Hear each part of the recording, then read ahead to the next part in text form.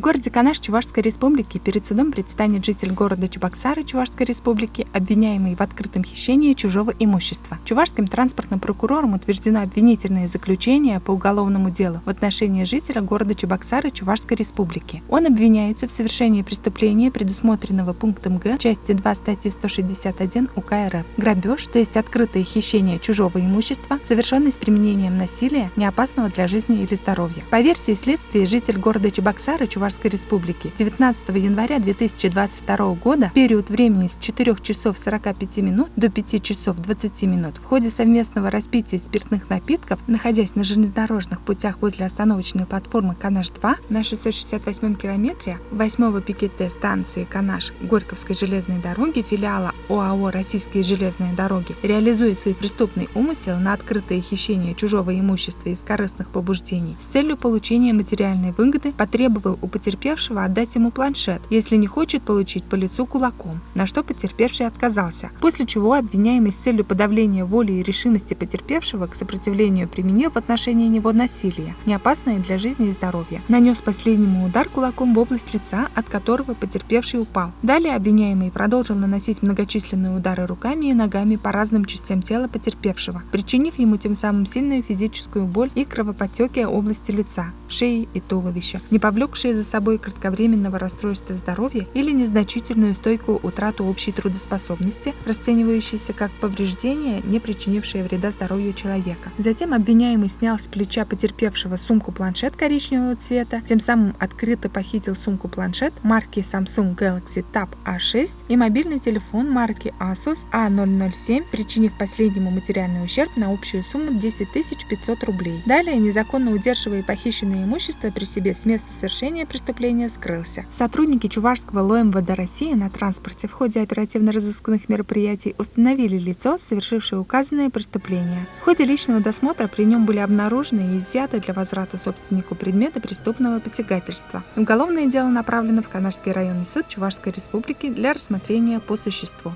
Четвертый апелляционный суд в городе Нижний Новгород оставил без изменения приговор в отношении лица, занимавшего высшее положение в преступной иерархии на территории Чувашии. Приговором Верховного суда Чувашской Республики от 28 декабря 2021 года, постановленным на основании вердикта присяжных заседателей, 46-летний местный житель признан виновным в совершении преступления, предусмотренного статьей 210.1 УК РФ «Занятие высшего положения в преступной иерархии». Установлено, что подсудимый на протяжении длительного времени занимал высшее положение в преступной иерархии Чувашской Республики. С декабря 2002 года он получил статус так называемого положенца. Находясь вне исправительного учреждения, он придерживался и продвигал криминальные идеи и традиции, а также негласно выполнял полномочия по управлению преступной деятельностью лиц, входящих в криминальную среду республики, и контролю за сбором и расходованием денежных средств, в том числе собранных незаконным путем. Осужденному было назначено наказание в виде 10 лет лишения свободы с отбыванием в исправительной колонии строгого режима с ограничением свободы на срок 1 год и 6 месяцев. Сторона защиты, не согласившись с принятым судом решением, обжаловала приговор в апелляционном порядке. 12 апреля 2022 года 4-м апелляционным судом в городе Нижний Новгород с учетом обстоятельств дела и позиции прокуратуры данный приговор суда оставлен без изменения и вступил в законную силу.